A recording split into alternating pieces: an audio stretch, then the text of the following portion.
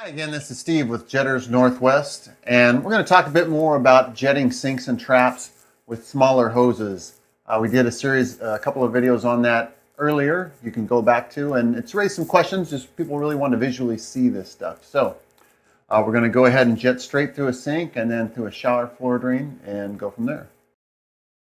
Okay, we're ready to jet our sink here, and we've got to make two choices. Number one, we've got to choose a nozzle. And what we're going to talk about right this now is what hose should we choose? We really have three choices when it comes to doing these small sized drains. We have here a typical 1/8 inch jetting hose with a polyurethane cover and a fiber inner braid. This is the least expensive and it's plenty flexible. But the trouble with going through a trap is you need to be able to push it. And this type hose tends to ball up like spaghetti when you push it. We're going to set that aside and we're going to focus on what I call trap jetting hoses.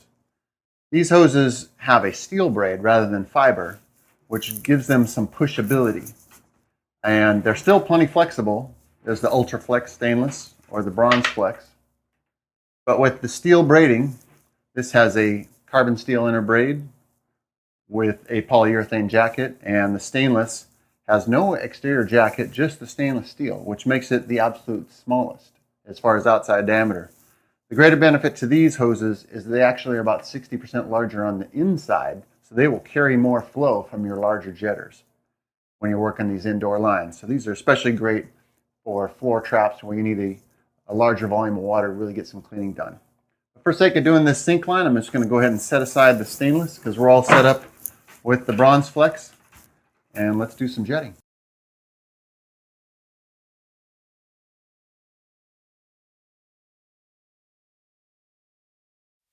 Okay, now that we've chosen our hose, we've got to choose a nozzle.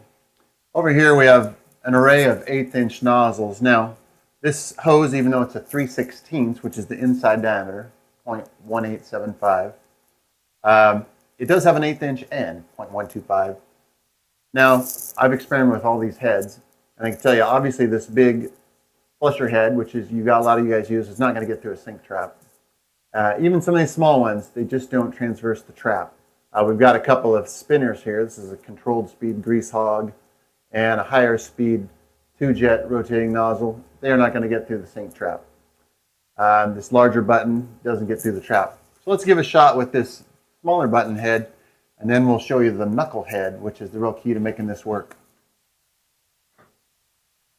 So I'll insert it. I've got a trigger gun on the floor. I'm just going to use it to start jetting.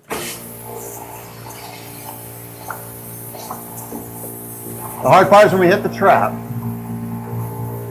Even though I got that nice little nozzle, I can loop my hose, I can run my trigger on and off.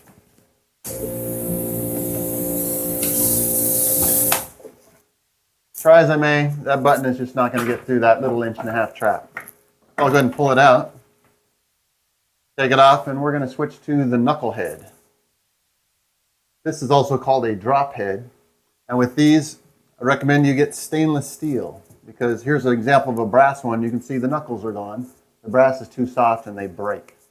A lot of guys complain about that, but if you get a stainless steel one, they're just much, much more durable. Just putting this on hand tight. Again, normally I'd recommend that you snug that up with a channel lock or a wrench. We'll go ahead and insert, start jetting again. See, I've already buzzed right through the trap. And I'm into the sewer, all because of that knuckled leader on this nozzle.